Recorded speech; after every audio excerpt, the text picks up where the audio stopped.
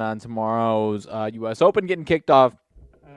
But obviously no basketball, no hockey for the foreseeable future, as those two, at least any games, meaningful games for in a few months, as those two just wrapped up NHL last night. I always put a disclaimer, I'm not a hockey guy, but last night's game got out of hand pretty quickly. Obviously, I was leaning towards it was a popcorn lean as far as just some entertainment for me, as I always say for the NHL. So, congrats to the Vegas Knights, 2-5 series in the NBA Finals and Stanley Cup. Obviously not the fireworks we're looking for as neutral fans from that perspective. But thank you, Connor, for stopping by as always. But aside from that, last night's baseball slate. I know the two that I had the most confidence in. There was a couple that didn't get to the window, but the two I ended up playing. One of them, it was the reverse bad beat. I was on the good end of a bad beat. Red Sox over 5.5 gets there in the 10th inning. I believe in the bottom of the 10th. Top of the 10th, the Rockies, it goes to extras 4-4. Rockies put up 3 in the top of the 10th, so not feeling great. And then I'm drawing a blank on who hit the home run. Puts a 2-run homer in the seats to get us over 5.5. And then the one that I was even more confident in, Cubs money line, first 5 and money line gets to the window. I went ahead and did the full game 11-3 winner, a little closer in the first 5 there. But Cubs get the win in Wrigley in the full game over Pittsburgh there. And then we obviously talked a little bit about U.S. Open. Jeff and Brady Cannon had a great show last night talking about it. I will touch on it a little bit more. But also, I put out a blog yesterday for my bets for the U.S. Open. So that is up on my Twitter page as we speak. Should be pretty close to the top. If I haven't pinned it up there, I will go ahead and do that here in a second. But nonetheless, it should be a great tournament. I'm excited to talk about it here. We'll push that to the end and breeze through baseball real quick. But nonetheless, it should be a good one. Obviously, fireworks in the PGA, LAV merger in the rearview mirror. Curious to see what the conversations are around the players are throughout the entire field there. Curious to see what the favorites do, if there's any long shots, any underdogs that are going to come out of the woodwork and put up a good fight in this one. Because it is a U.S. Open, but from what I hear, it's not going to be your typical first one to 3-4 under is getting the getting the victory. There's going to be some birdie opportunities in this one, so it should be a really fun tournament. I've got some love for some of the California guys that might be a little more familiar with this area in this course and style of course. So we'll see how it goes, but we'll get to that in a second. Gonna breeze through. There are a handful of MLB games already either underway now or already in the tank. I think there's actually only one happening right now. 3 already final right now. Final earlier today, Atlanta 10-7 victory over Detroit in game 1 of 2. Game 2 is the other one that just started now. Minnesota 4-2 victory over Milwaukee. And the Giants 8-5 victory over St. Louis there. St. Louis, obviously. I believe that one, correct me if I'm wrong, I believe I was probably leaning towards them a little bit yesterday, but the disappointment in St. Louis continues. Luckily, their division is, along with the AL Central, the most winnable division. Both the Central divisions, the most winnable on each side of the coin, AL and NL. But obviously, going to need a lot to get there and dig themselves back out of this hole that they were starting to climb themselves out of, but appear to be falling deeper and deeper into it. And I think currently have the worst record in the National League right now. Obviously, there's a giant jumble of teams, both AL and NL, that are around that same record. My White Sox aren't too far off. And then you've got the, 5 layers of before you get to Kansas City and Oakland. But nonetheless, being the worst team in either of those leagues is not something you want to be looking for, especially when you were one of the favorites to win or the favorite to win your division, one of the favorites to come out of the NL as well. So we won't talk any more about them because they are already done for the day. But we've got a handful of decent matchups tonight that I'm excited to talk about. First one up, good pitching matchup. We'll see. One of these guys obviously hasn't reached his typical self quite yet, but Yankees and Mets is the one that I'm talking about. Garrett Cole and Justin Verlander on the bump for both of these two teams here. Garrett Cole obviously is putting together early parts of a potential Cy Young campaign. I actually haven't looked at the odds lately of where he's slated, but a little bit of regression from where his dynamite start was to start the season. but not any serious regression that's going to take him out of that running by any means. Just some slight regression. He's still got a 2.84 ERA, 7-1 record. Had a couple of 5 spots there to end May, and now these last 2, 6 innings each time. 4 hits, 1 earned run against the Dodgers. 6 innings, 7 hits, 2 earned runs against the Red Sox last time out. Red Sox do give him some trouble there. So I think we were honestly leaning towards maybe the Red Sox giving him a little trouble there. 1 walk, 6 Ks there. So and now obviously in the Mets stadium tonight, they are the home team. You got Verlander, who obviously hasn't been himself. He's got a couple starts that have obviously been looking really, really solid. Cincinnati and Cleveland, 7-8 innings, 3 hits, 2 hits, only 1 earned run there. But last time out, 3 innings, 7 hits, 5 runs total, 4 earned, 1 homer, 4 walks, and 3 Ks. So to see the Mets still as the favorite, they open up about -130, closer to even now. Kind of giving me, I could see this one going either way. This one's going to be a heavily bet game in baseball either way. But I could see, I could just see people flocking to the Yankees as, almost to pick them here. Just in general as the better team to this point in the season, and also with Gerrit Cole as the vastly better pitcher than Verlander, a guy who's struggled at points. So I am going to lean towards the Mets getting the victory here.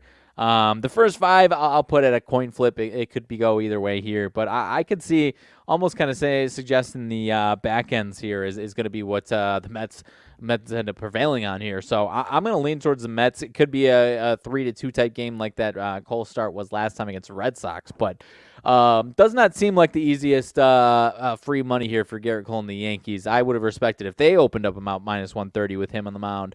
Against a guy in Verlander who hasn't been quite himself. He has at times.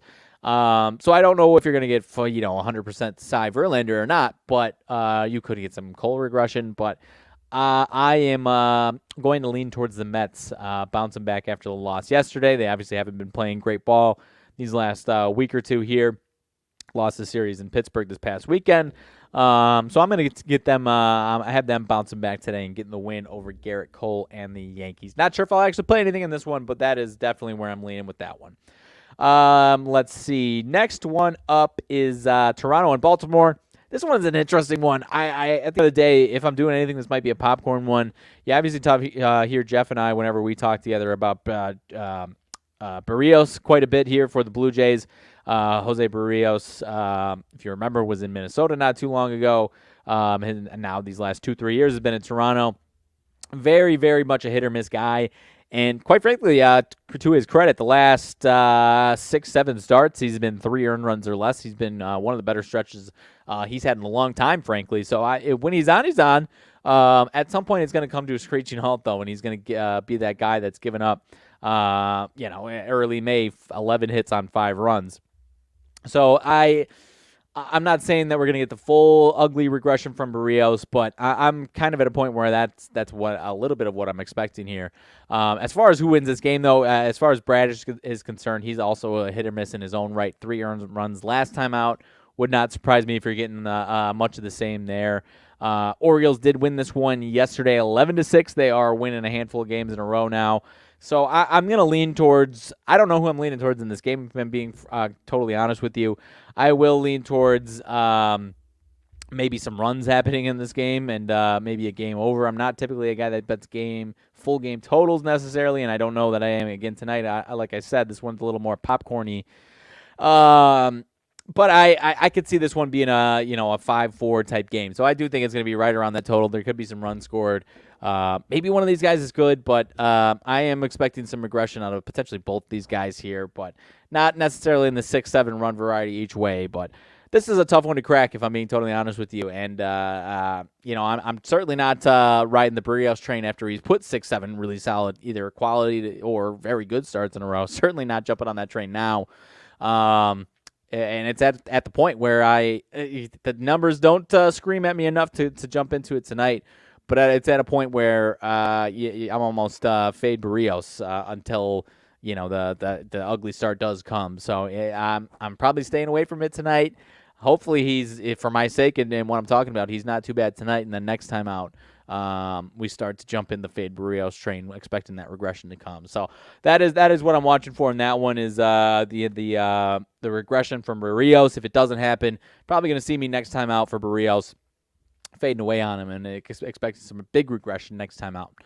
Colorado and Boston, like I said, had some success in this one yesterday. Gave a lean on Monday as far as at least buyer beware on the Red Sox. So now we've got Colorado ended up winning last night, 3 in a row for them.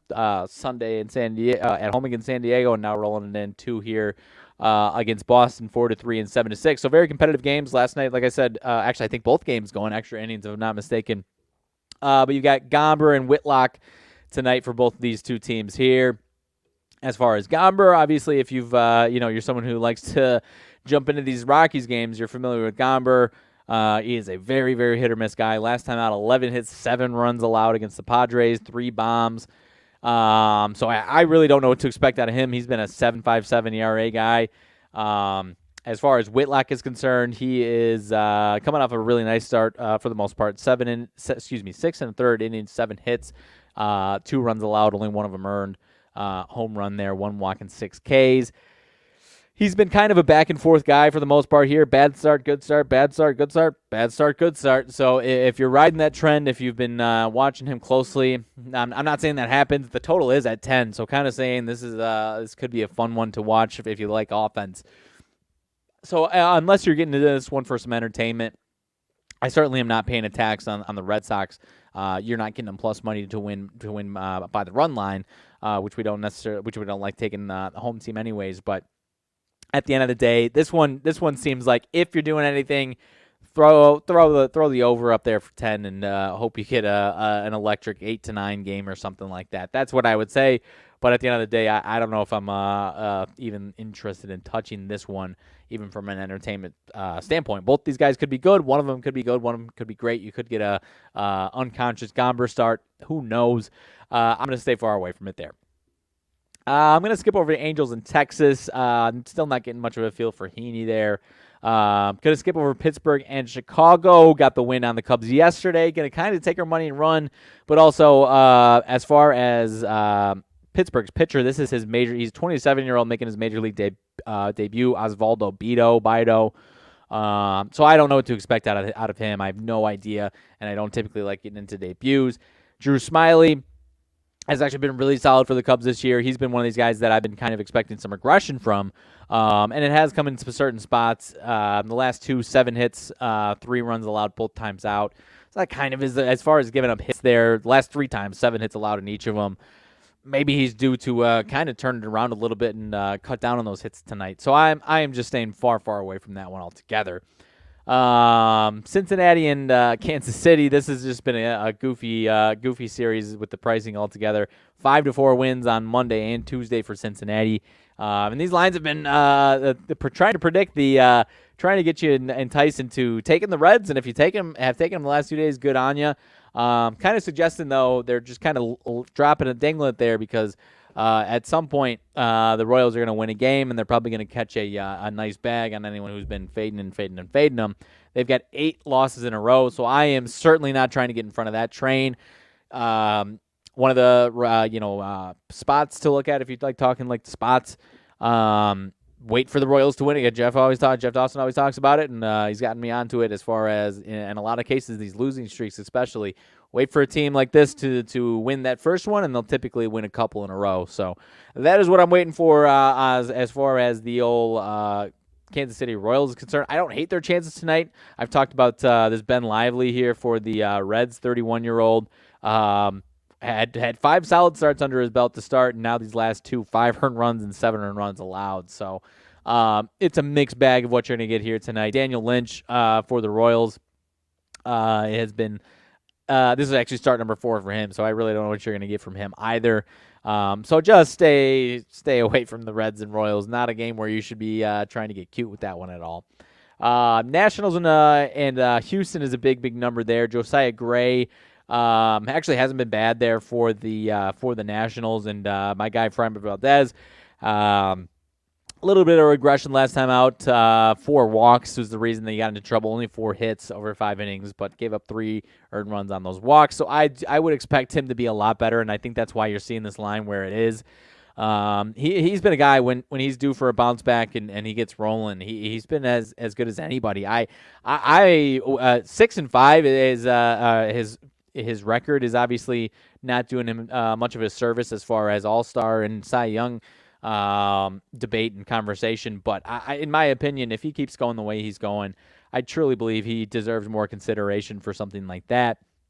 As far as American AL Cy Young, he is number 2 in odds right now. So I guess I'm not personally looking at this AL Cy Young list enough. Garrett Cole third, like I was talking about, and Shane McClanahan first there. So whoever can stay the healthiest is out of the a pack like this is typically how it goes. But there's plenty of value if you can. I think somebody's going to come out of the woodwork here and put together a really nice second half and 2/3 of the season here. You could definitely attack that. But nonetheless, Framber Valdez, I think the reason you're seeing what you're seeing with these numbers, not even getting them plus money on the run line, Houston, yet it's still only 7.5 on the total, kind of suggesting that Framber Valdez could be dynamite tonight. So there really is, it's really no way to get into this one. Not really any value. First 5, you got to go -1.5 if you're getting into it. But Josiah Gray would not surprise me at all if Josiah Gray is solid tonight. He's got some control issues, so he could give up 8 runs tonight after I say he might be nice. But he was very good last time out. He could be really good again. Tough to judge him, I guess, is what I'm trying to say there. And I'm not trying to pay a tax on Houston with Framber Valdez as much as I think he's going to be good if Josiah Gray is showing up, and he's just as good, if not even better than that. So moving past that one, not trying to get into that one. Only a few left here. Philly and Arizona. Ranger Suarez for Philly has been a pretty big mixed bag. I'm trying to think. Now my notes are moving slow, so I'm not pulling this up here. He has only had a handful of starts under his belt. I believe last 2-3 times actually a lot better. Last 2 times significantly better. Finally 6 innings, 4 hits, 1 earned run, 2 walks, 8 Ks last time against the Dodgers. So much better. And now he is facing Merrill Kelly, who in his own right has been very solid all season long. 2.92 ERA, 8-3 record. 7 hits allowed last time, 3 earned runs against the Tigers, over 6 1/3. So if that's the case again, he could be giving up too many base runners and getting things leaking around there. Kind of leaning towards maybe another nice Ranger Suarez start. With the way Merrill Kelly's been this year, Ranger Suarez was bad to open things up. I'm kind of leaning on maybe another Ranger Suarez being in form night here, and it wouldn't surprise me at all if Merrill Kelly is a little shaky tonight. I'm not saying I'm over the moon about it by any means. It doesn't seem like this is easy money here for the Diamondbacks. Had a little bit of winning streak, lost yesterday. Would not surprise me if they lost 2 in a row. The 15-3 Phillies putting up 15. I never like betting on a team after they put up a number like that. In a lot of cases, like betting against that. It was 8-9 on Monday. I think you're at a spot where it's kind of tough to get in this, unless you agree with what I'm saying as far as you love Ranger Suarez to keep things moving. Maybe you like Merrill Kelly to regress. Aside from that, I would not touch this one at all. Speaking of ones I wouldn't touch, is the red hot Oakland A's at 19-50 on a 6 or 7 game win streak. Running roughshod through the Tampa Bay Rays 7-game win streak for the Oakland A's there, and good for the fans for showing out last night in the reverse boycott, and I almost 30,000 people in a season like this. Don't know if it's going to help. It seems like the team and the owner is definitely heading for Vegas. I hope it's for their sake. Hopefully, they can keep things around and we can find another team to get to Vegas, or an expansion team to get to Vegas, or something. But the good people of Oakland deserve a little bit better than this. And instead of moving teams out, how about we just figure out how to give them a nice stadium? So, do I think that's going to happen? No, I think they're going to go to Vegas. But good for the fans for trying. But nonetheless, 4-3 victory, 2-1 victory. Everyone is expecting the Tampa Bay Rays to figure one out here. And you got Glasnow on the mound, who I am a big fan of. Just trying to pull up, because obviously he was on the IL to start the season, is still getting himself in form and loose. This is start number 4. Last time out, only 84 pitches. He went 83 pitches, 88 pitches, 84 pitches in his 3 starts. So, but last time out, 6 innings, 1 hit, 1 run. And it was a solo homer, gave up 3 walks, 6 Ks. So he has been very, very good. Maybe I don't want to say the Oakland A's are going to get a third win in a row because everyone does expect the Rays to win. But, if the Rays win, it could be off the back of some good offense here. I don't know what you're going to get from Luis Medina. I would, I guess what I'm saying is I would not try and ride out this Oakland A's winning streak. They're going to lose a hell of a lot more games very, very soon. And the Tampa Bay Rays obviously are a very good team. So there's really no value in trying to pay the price on them ending this winning streak here for the Oakland A's with the life that they have right now. So only a couple more, then we'll be out of here. Aaron Civale, Michael Wacha for the Cleveland Guardians and San Diego Padres. Michael Wacha has actually been really, really solid. 6-2 record, 3.18 ERA, 6 innings, 2 hits, no earned runs, 1 walk, 7 Ks last time out. He has been 2 earned runs or less dating back to April. So the last 7 starts in a row has been very, very good. Sub 1 ERA in May. Now through 2 starts, only 2 earned runs allowed over 10 2/3 innings. Aaron Civale, on the other hand, I believe this is start number 5 for him. He's been decent. He's got one a little iffy start. He faced Seattle twice in a row. First time was dynamite to open the season. Then the second time, 9 hits, 4 earned runs there. And then these last 2, he's been solid. So I'm not a huge Civale guy. I'm going to predict a little regression from him. Would not shock me, however, if you're getting some regression from Wacha on his side of things as well. So I could see one of these guys still being good and one of them maybe regressing a little bit. So I'm not trying to predict which one of these 2 is going to be that guy. San Diego started to play a little bit, but actually both these teams starting to play a lot better, at least over this last week. Both still under 500. So this is kind of a big series for both of them to try and continue to gain some momentum. And Cleveland's faltered a little bit here, obviously, these last 3 days. But nonetheless, this is if you feel some type of way that one of these guys could regress and one of them might stay strong here for another start, then you've got an edge here, obviously. I think there's a good chance that one of these guys will regress, and I don't really want to try and decide exactly who it is. If I do Wacha regressing, then he's going to be fantastic, and Civale's going to be the one that regresses and vice versa. So I'm a little hesitant to play the over on this one as well, although I guess I'm also leaning towards that. But at the end of the day, I am leaving that one on the desk. And at the end of the day, I really don't have a ton that I'm in love with here today. And that includes the last one here, the Chicago White Sox and LA Dodgers, Mike Clevinger and Clayton Kershaw. White Sox lose last night 5-1 to the Dodgers. A couple 2-run home runs, I believe, by the Dodgers. And in Kershaw's case, he is obviously the favorite in this. Dodgers and Kershaw obviously the favorites in this one. Kershaw last time out, 7 innings, 5 hits, no runs, 2 walks, 9 Ks. So very, very good. Along with one other start, probably his best start of the season in that outing last time against Cincinnati. He's been good the last couple here. Was good against the Yankees before that. And Clevinger on the other side for the White Sox has been all over the place, anywhere from 0 to 6 runs allowed. He is as much of a hard to judge exactly what you're going to get. He's going to give up some hits and he's going to give up some base runners, but it's all about what he can do getting out of the jams there. So I would not be surprised at all to see the Dodgers winning this one again tonight. Not going to be able to get any reasonable odds on the Dodgers in this one. I don't love Clevinger in this spot here. Do I hope the White Sox win?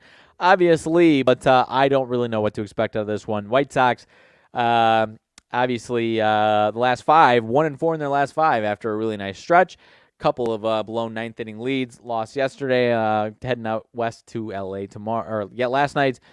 So there is going to be hopefully some sense of urgency from the White Sox. So I don't think it's easy money for the Dodgers because you got a team that had been playing better and should have some urgency tonight. But at the end of the day, would not surprise me if the White Sox pitching staff isn't holding up, and it wouldn't surprise me if Kershaw is fantastic tonight. So nonetheless, unless you're predicting some Kershaw regression, which you can definitely talk me into, there's probably not much to do in this one. So without further ado, that is it for the baseball slate. We can touch real quick on the U.S. Open, but I'd prefer if everyone that was interested in my thoughts just went ahead and went to my blog.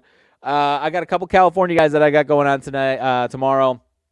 I've been kind of circling at two of these guys have been two of the most consistent and best performing players that haven't won yet this season, and Patrick Cantlay and Xander Schauffele.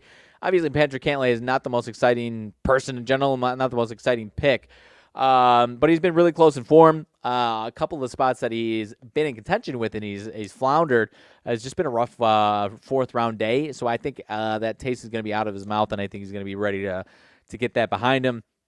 Hopefully he's not holding up the entire field. Unless that helps his case, then I don't care there. But that was one where, and his odds, considering that he hasn't won, his odds still sticking right around that fourth, fifth best odds for all these guys, mixed in with guys that have been winning or have won a tournament here and there. Has been eye-opening, and I've been on him here and there in the last month or two. But Patrick Cantlay is going to break through at some point here. The other guy is Xander Schauffele. Also been extremely consistent. Has been again. This isn't a typical U.S. Open course necessarily that's as challenging from what I hear at least. But Xander Schauffele, 6 out of his 7 U.S. Open runs are top 10 finishes, and his worst one that's not a top 10 was a tied for 14th within the last couple of years here. So he's been unbelievable in these U.S. Open runs. And again, in his home state, should be comfortable there. So, and rearing to go to get a win under his belt there. So that's my 2 big picks that I've got there. And then the third one is kind of buying low on Mr. Tom Kim. Now that everyone's jumped ship from the bandwagon, whether it was recently or over the last 2 months, he has missed his last couple of cuts. That is the first time in his career that he's missed a couple in a row. So I am expecting a bounce back from him. He had the funny clip of him falling in the mud at the Memorial or whatever it was on Thursday or Friday. I don't remember. So I am. This is a spot where I'm just buying low on him. I think this is a spot where he could be really solid and really, really competitive here. And the odds are 130 to 1 to win, 22 to 1 for top 5, plus 850 for top 10. And you can get even odds at last I checked, at least even odds for top 40 there. So. Just trying to take a swing on buying low. I've had some success with that in certain spots this year on other guys, trying to buy low on them. After everyone jumped ship, he was obviously the darling at the end of last season, and coming into this season, he won last August, I believe, and then one of the first events in the official 22-23 season in October, which was technically this season he won. And I think maybe he even had a nice finish after that. And then everyone's expecting him to be the breakout star of the season all season long. Much like kind of how Theegala was last year, kind of expecting Tom Kim to be that guy, going into the season. Hasn't been terrible by any means, but certainly has not been that guy. So now that everyone's jumped ship on him, I am inserting myself, trying to get a bounce back here, and expecting that some good graces there. Another long shot I was interested in was Andrew Putnam, guy that I think was top 5 at the Memorial. Also went to school in Pepperdine, so familiar with the area there. So that was another long shot, even longer shot than Tom Kim there. But at the end of the day, if you've been a Scotty Scheffler guy, a Jon Rahm guy, I'm not going to scoff at you if you think one of these guys is going to dominate this course and is going to be. I'm just not a guy that likes to pick the top 1 or 2 or 3 favorites at the anything inside 13 to 1 or anything like that. Unless I'm over the moon about it, which I could absolutely see Scotty dominating this course. I can see Jon Rahm dominating this course. Wouldn't surprise me. And Brooks Koepka is the other guy that I was, finding reasons to avoid him, and it was tough to. But the guy is just dynamite in these spots, in these situations, and we saw that he's healthy. Couple good runs now in some big tournaments this season, so it would not surprise me at all if anyone's talking Brooks just because he's that guy in these tournaments. I'm not going to stop you from that by any means. So.